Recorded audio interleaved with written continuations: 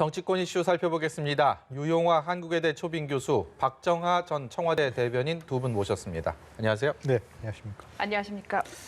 서초동발 추미애 법무장관과 윤석열 검찰총장의 이른바 갈등 구도가 여의도 정치권을 강타했습니다. 어제 저녁에 전격적으로 추 장관이 윤석열 총장에 대한 직무 배제를 공식적인 브리핑을 통해 선언을 했는데 어제 상황들 이후까지 지금도 가장 뜨거운 뉴스로 진행되고 있는데 처음 들으셨을 때 어떠셨어요? 저는 좀 전에 김종인 위원장이 나라 꼴이 어떻게 되냐 그렇게 얘기했는데 예. 저는 빨리 정리하지 않으면 나라 꼴이 이상하다 그런 생각을 네. 가집니다. 그러니까 이것이 서민들이나 국민들 입장에 봤을 때 먹고 사는 생계의 문제도 아니고요. 무슨 코로나19에 관련 문제도 아니고 현직 검찰총장과 현직 법무부 장관이 계속 대립과 갈등을 일으키는 문제 아닙니까? 그런데 이것이 참 우스운 거죠. 그러니까 현직 검찰총장이 야권 대선 지지율의 1위 가도를 달리고 전국을 돌아다니면서 평검사들을 독려하고 자기 중심으로 해서 이 검찰을 다시 체계화시키면서 그 검찰을 대표해서 사실상의 정치인은 아니지만 검찰총장 정치를 하고 있고 네. 국정감사 나가서는 국민을 위해서 봉사하겠다. 정치할 거냐 안 할 거냐 답변 안 하고 여론조사는 사실상 저는 검찰 대검에서 예를 들면 여론조사 기관에 공문을 보내서 하지 마세요. 예. 그거 어느 여론조사관이 하겠습니까? 겁먹어서 못하죠. 근데 계속 하잖아요. 안 한다 그래놓고. 이런 부분들을 예를 들면 묵과한다. 그러면 그게 국정 운영이 제대로 되겠습니까? 저는 그러나 하여튼 대통령 입장에 봤을 때는 2년 임기가 명시돼 있으니까 예. 그 점에 대해서 신중했던 것 같은데 이런 부분은 빨리 어떻게든 정리를 해서 좀 국정이 정상화돼야죠. 정상화돼서 국민들이 봤을 때는 사법 권리 한 권력이 좀 이렇게 정의롭게 나가는 거로 봐야 되는 것이지 이걸 티격태격하게 놔둔다.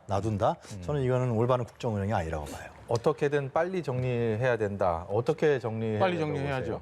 빨리 정리해야 되는데 사실 정리할 수 있는 분 계시잖아요. 아무 말씀 문 대통령. 없으세요. 예. 그러니까 결국에는 법무장관도 그렇고 검찰총장도 그렇고 인사권자인 대통령께서 정리를 하셔야지. 지금 몇 달째 이게 검찰 개혁인지 아닌지는 잘 모르겠어요. 예. 근데 어쨌든 국무위원 중에 한 사람인 법무장관과 검찰총장이 이렇게까지 시끄럽게 우리나라 한가운데의 사법부를 책임지고 있는 두 수장이 이렇게 으르렁거리고 싸우는 거를 대통령이 여지껏 아무 말씀 안 하시고 보고만 계시다? 글쎄요, 저는 야당 일각에서 야당 일각 인사들이 얘기하는 것처럼 비겁하다라고 네. 표현을 하는데요. 그런 비난 받을 수도 있다고 보여집니다. 빨리 대통령이 정리를 해주셔야 된다고 생각하고요. 교수님 말씀 주셨지만 어제 6시에 갑자기 인전 브리핑을 통해서 6가지 혐의를 가지고 직무 배제, 그다음에 인전 징계 요청을 했습니다. 근데 좀 전에 저희가 국회 리포트에서 봤지만 그 이낙연 대표가 얼마 전에 기자단 토론회를 통해서 스타일이 조금 이상하다라는 네. 표현을 해요. 그리고 정세균 총리도 추미애 장관에 대해서 좀 다소 거친 언사에 대해서 말씀을 하셨는데 딱 어제 브리핑 하고 난 다음에 이제 말씀들이 다 달라집니다.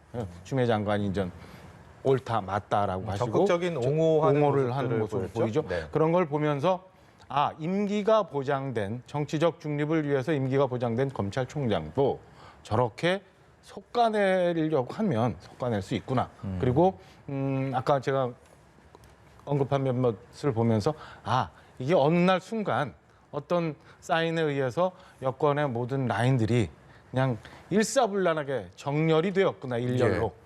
그렇게 해서 막 몰아가는구나라는 느낌을 받았습니다. 그래서 저는 개인적으로 그냥 떠오르는 단어가 폭거 막 이런 것들이 생각날 정도로 어젯밤부터 오늘까지 굉장히 충격적인 사실들을 계속 목도하고 있다고 느껴집니다. 네. 그 박정하 전 대변인 말씀하신 것 관련해서 그럼 질문을 드려볼게요. 지금 보면은 추 장관 어제 발표 30분 전에 청와대에 이미 보고가 됐고 여기에 대해서 문 대통령은 별도의 언급이 없었다고 지금 이야기가 되고 있고요. 여당에서는 일제히 윤 총장의 사퇴를 압박하고 있는 상황이고 조응천 의원 정도만 지금 추 장관의 행보에 대해서 지적을 하고 있는 현 상황들 좀 어떻게 평가를 하십니까? 이걸 잘 잘 해석을 해야 될 것 같은데요. 잘 해석하지 않으면 이게 진흙탕 속에서 그냥 문재인 정권이 진흙탕 속에서 헤매는 거 아니냐 이렇게 예. 우려의 목소리가 나올 수도 있단 말이죠. 근데 이 검찰청법에 분명히 나와 있잖아요. 검찰총장은 87년 이후에 이게 만들어진 법인데 검찰청 임기가 보장되게 있고 그리고 대통령이 임명을 하더라도 징계라든가 비위 사실이 없으면은 면직할 수 없게 돼 있단 말이죠. 그것은 검찰의 독립성을 보장하는 것이죠. 그런데 이걸 윤 총장이 너무 잘 알잖아요. 예. 잘 알고 있고 그리고 지난번 국정감사에 나와서도 대통령이 메신저를 통해서 나를 계속 하라 그랬다. 난 보장된 사람이니까 당신네들 나한테 얘기하지 마세요. 뭐 그런 어투 아니었어요. 근데 참 그게 저는 그러면서 윤 총장 여권에서 계속해서 물러나라는 얘기를 지금 한두 번 얘기한 게 아니에요. 민주당 예, 의원들이. 예. 계속 한다는 건 뭐냐면은 자기 자신이 계속 버티겠다는 거 아니에요? 그러니까 그러면서 검찰의 정치적 중립화를 얘기해요. 그런데 참 저는 그 이율배반적인 게 자기 자신이 검찰의 정치적 중립화를 얘기하면서 여론조사에서는 야권 그 지지자 중에서 1위예요. 예. 굉장히 높은 비율이에요, 아주. 그러면서 검찰의 정치적 중립화를 얘기해요. 자기는 정치를 하고 있는데 정치하고 있는 거 아니에요? 그럼 여론조사 정치죠. 얼마나 그 정치인들이 여론조사에 해서 지지율 높이고 싶은데 그 여론조사 정치를 하고 있는 거죠. 예, 예. 그러면서 실제로 검찰의 그러니까 지금 저는 뭐 윤석열 총장이 뭐 어느 당이나 어느 당에서 하는 건 아니지만은 예. 검찰 굳이 얘기하면 검찰당 하여튼 검찰의 입장에서의 정치를 하고 있는 거예요. 근데 그것을 보면은 여권에서 보면은 결국은 이것은 검찰 개혁이라는 문제, 조국 전 장관도 그렇고 이번에 추미애 장관도 그렇고 검찰 개혁 부분에 대해서 계속해서 검찰의 기득권을 지키려고 하는 것이 아니냐 예. 결국은. 그러면 윤 총장이 검찰 개혁한 게 뭐이냐? 한번 우리 보세요. 검찰개혁이라는 화두고 명제고 최근에 와서 국민의 검찰이 된다고 얘기를 하는데 그럼 현재 윤석열 체제의 검찰이 국민의 검찰이 되기 위해서 한 게 뭐 있느냐? 예. 검찰개혁을 하기 위해서 뭔가 있느냐? 저는 별로 없는 것 같아요. 그것은 결국은 기존의 검찰의 관성과 있는 부분들이 맞다. 그것이 검찰로 맞다. 검찰의 제일주의다. 이런 것을 계속해서 고집하기 위하고 잘 모르겠죠. 그걸 지키기 위한 하나의 수단으로서 검찰의 정치적 문제를 계속해서 검찰 정치를 진행하고 있는 것이 아니냐. 한마디로 말씀드리면 지금같이 이렇게 드러내놓고는 안 했지만 그 이전에도 검찰은 아주 동물적으로 정치를 했어요. 예. 정권이 바뀔 때마다 예를 들면 정치검찰, 뭐 특수부 이렇게 해서 계속해서 검찰이 정치를 했죠. 그래서 검찰이 정치 감각이 뛰어납니다. 네. 아주. 그런 부분들이 이제 예를 들면 민주화된 이후의 정부에서는 권력을 확실하게 보장해 주니까 다른 양태로 바뀌는 과정들이다. 이렇게 보면서 정리하지 않으면은 이게 진흙탕 속에서 싸움하는 거다 이렇게밖에 안 보이는 거죠. 이제 큰 틀과 작은 틀에서 이제 설명을 하면 큰 틀에서 보면은 좀 전에 저희가 이제 자막 뉴스에서 계속 봅니다만 이낙연 대표 얘기가 나오고 민주당의 김태년 원내대표 얘기가 나옵니다. 이제 검찰총장 거취를 빨리 정하라라고 얘기하는데 예. 검찰총장의 거취에 대해서는 지금 법무부와 검찰총장 그리고 인사권자인 대통령 여기서 정리가 되는 거예요. 정치권에서 막 이렇다 저렇다 왈가불가하는 것 자체가 저는 검찰총장이 정치 영역에 들어가서 정치를 하는 게 아니라 정치권에서 검찰 이쪽 영역으로 불러서 오히려 정치로 검찰을 덮어가는 과정인 것 아니냐라고 평가하고 싶고요. 좀 미세한 부분으로 가서 어제 그 법무장관 추미애 장관이 얘기한 6가지 혐의 중에 몇 가지만 우선 첫 번째로 들었던 뭐 사건 관계인간 만났다고 하면서 이제 중앙일보의 홍석규 원장은 거명합니다. 근데 그 사건은 이미 윤석열 당시 중앙지검장이 만났던 11월에 법원으로 넘어가 있어요. 예. 기소가 이미 끝나서 검찰이 손을 낼 수 없는 상황이었어요. 그러니까 과연 사실관계가 맞느냐. 두 번째, 좀 전에 저희가 봤습니다만 뭐 재판부에 대한 불법 사찰. 그래서 엄청난 거라고 생각을 했어요. 과거에 있었던 뭐 민간인 사찰 같이 엄청난 거라고 생각했는데 오늘 그 정작 문건을 작성한 담당 검사가 검찰 내부망에 굉장히 긴 글을 올리면서 내가 작성자다. 근데 이건 이러이러한 거다. 검찰이 감찰하면서 나한테 한 번도 이 건에 대해서 물어보지 않았다. 이거는 늘 있었던 정당한 업무였다라고 얘기를 합니다. 그리고 이제 마지막 교수님도 말씀하셨지만 윤석열 총장이 이미 이전에 언론과 여론조사 기관에 나 대권 후보로 넣지 말아달라고 공식적으로 얘기를 했어요. 부탁을 했는데 그 여론조사 기관이 그냥 넣어서 조사를 했어요. 그리고 국회 나와서 얘기했을 때도 퇴임 이후에 국민을 위해서 봉사하겠다는 말밖에 안 했어요. 예. 그거를 정치권에서 정치한다고 해석을 한 거예요. 그게 이제 와서 6가지 혐의를 가지고 직무배제를 했다는 거는 검찰에서 얘기하는 것처럼 저는 이게 과연 맞는 건가? 예. 그리고 오늘 아침 여러 조간 신문을 보면은 심지어는 진보적인 신문마저도 사설을 통해서 법무장관이 얘기한 6가지 혐의가 불분명하다라고 얘기를 하고 있거든요. 그러니까 이런 건에 대해서 저는 앞으로 계속 지금 검찰 일부에서 의견들이 나오고 있습니다만 이런 내 의견 표출을 통해서 그리고 국민들을 통해서 저는 판단이 있을 거라고 보여집니다. 현재 상황 그리고 추 장관의 결단에 대한 평가를 얘기를 하다 보면 한도 끝도 없을 것 같아서 예. 앞으로의 전망 좀 얘기해 보겠습니다. 오늘 윤석열 총장은 오늘부터 사실상 검찰총장으로서의 지금 제 역할을 할 수 없는 상황이고요. 그래서 출근도 하지 않은 상황에서 오전에 뭐 법사위원들이 야당 법사위원들이 좀 불러서 얘기 좀 들어보자라고 해서 본인이 좀 응할 가능성이 있는 것으로 알려졌는데 여당과의 법사위원 간의 또 마찰로 인해서 결국은 오진 않았습니다. 내일 열리게 될 것이냐 아니냐 이런 뭐 전망들도 있는데 윤석열 총장은 법적 대응을 예고한 상황에서 과연 이 문제, 이 상황들은 어떻게 종국의 마무리가 돼야 될지 어떤 식으로 흘러가게 될지 짤막하게 두 분께 좀 전망을 여쭤보고 싶은데요. 어떻게 보십니까? 일단 뭐 절차상으로 법무부에서 징계위원회가 열리겠죠. 그래서 거기서 차관이 징계위원장이 된다는 거 아니에요? 그래서 징계 여부에 대한 부분을 결정할 테고요. 예. 그리고 뭐 감찰도 진행될 테고요. 중요한 건 여론이겠죠. 여론이 어떤 방향으로 흘러가느냐. 징계 6개인가? 6개를 추 장관이 얘기했잖아요. 예, 예. 그 6개 부분에 대해서 이제 특히 그 그러니까 재판부에 대해서 사전에 뭐 언론이라든가 이런 걸 통해 갖고 봤는데 그것이 검찰의 어떤 기존의 어떻게든 무소불위적인 그런 사전에 검열을 한 것이냐 이런 부분에 대해 새로 나온 부분들이 있으니까요. 이런 부분들에 대해서 국민 여론이 어떻게 볼 것이냐라는 게 있겠죠.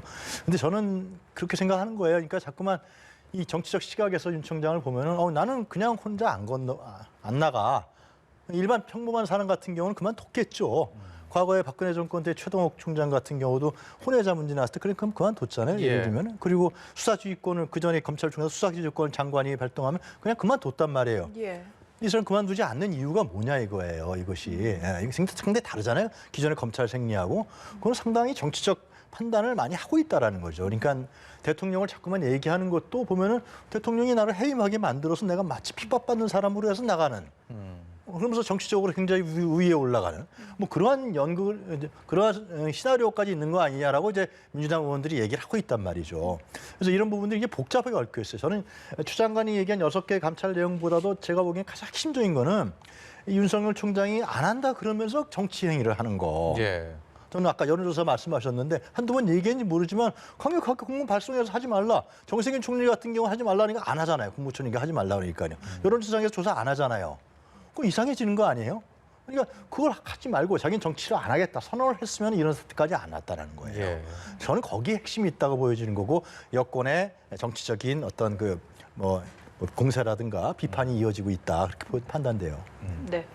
일단은 이제 2가지 트랙으로 좀 봐야 될 텐데 하나는 추미애 장관과 그다음에 이제 민주당 측 이렇게 봐야 될 텐데 징계위원회는 다음 주쯤 아까 리포트 본 것처럼 열릴 네. 거라고 보여지는데 징계의 구성 자체가 장관 중심으로 되어 있어요. 그래서 뭐 징계 결과에 대해서는 뭐 그냥 그렇게 가지 않을까라는 생각이고 직무 배제부터 해서 쭉 추미애 장관은 윤석열 총장이 이제 뭐 자진해서 사표를 내거나 아니면 극단적으로 뭐 이 혼란이 굉장히 엄청나게 되면 대통령이 뭐라 말씀을 하시면 그에 맞춰서 가거나 그다음에 이제 민주당은 오늘부터 이제 시작이 됐습니다만 공수처법에 대해서 야당 공수처장의 추천 몫을 없애버리는 개정안까지 해서 이제 그 소위 말하는 검찰 개혁의 마지막이라고 하는 데까지는 쭉 달릴 거라고 보여집니다. 네. 근데 또 한쪽에서 사실은 이제 봐야 될 거는 윤석열 총장이 이 직무 배제에 대해서 과연 옳은 건가라는 법원의 판단을 지금 소위 말하는 가처분 비슷한 그 조치를 좀 취할 수 있는데 그 결과가 어떻게 되느냐에 따라서 여기는 좀 변수가 있을 것 같아요. 뭐 현재 그게 이제 법원으로부터 인용이 되면 또 극적인 상황이 또 올 수가 있는 거고 그렇지 않으면 지금 그 법무장관 추미애 장관이 진행하고 있는 선으로 쭉 진행이 되면서 윤석열 총장은 점점 더 어려운 국면으로 갈 텐데 이게 결국에는 여야 간의 대립과 묶이면서 극한의 대치 상황이 이제 연말 연초까지 저는 계속될 거라고 보여집니다. 이런 가운데 오늘 공수처장을 뽑기 위해서 여야가 다시 얼굴을 맞대고 머리를 맞대고 지금 회의를 하고 있습니다.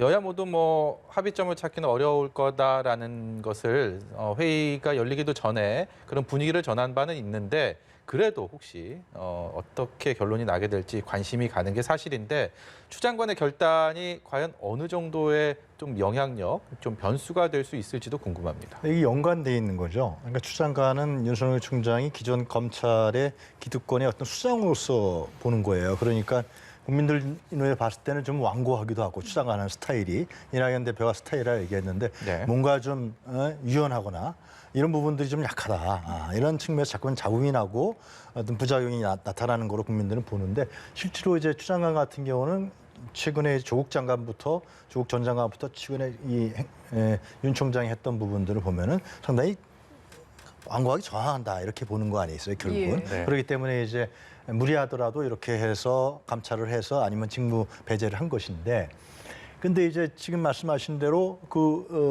지금 그 검찰 부분에 대해서 죄송합니다. 뭐 물어보셨죠? 앵커. 공수처장 네, 공수처도 이 같은 뽑기라는 맥락이라는 얘기요? 겁니다. 예. 뭐냐면 결국 공수처라는 것은 이제 야권에서는 공수처장을 임명하는데 대통령이 임명하니까 대통령이 또 하나의 권력기관을 임명하는 거 아니냐 그러는데 지금 보세요.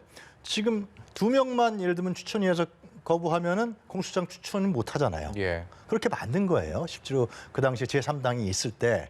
그러니까 상당히 공수처장을 중립적 인사로 추천하게 만들 수밖에 없는 거죠. 그럼 중립적 인사 중에서 대통령이 임명하는 거란 말이죠. 그리고 또 국회에서 또 청문회를 또 가져요.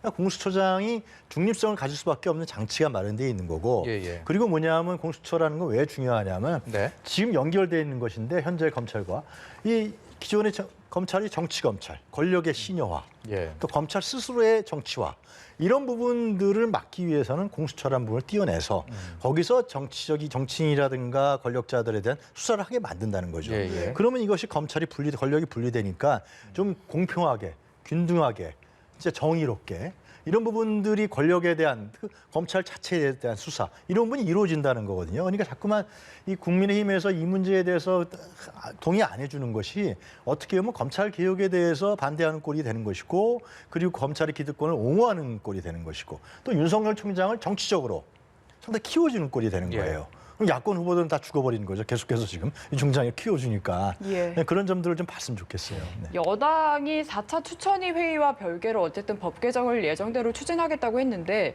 어제 추 장관 발표를 계기로 더 뭔가 추진할 것이다 이런 예상들이 많습니다. 여기에 대해서 좀 어떻게 생각하시나요? 앞서 제가 말씀드린 것처럼 저는 어제 6시 브리핑을 기점을 해서 그냥 무슨 군사작전 하듯이 이건 진행이 되고 있는 거라고 판단을 하고 있습니다. 네. 그래서 네.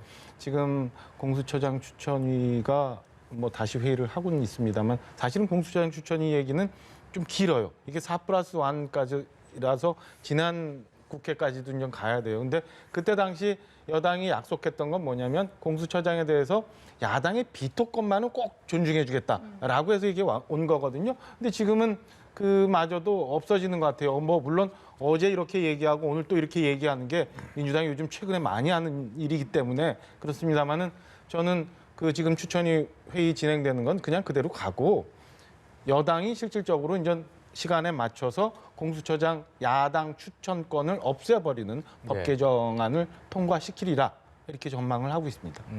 예.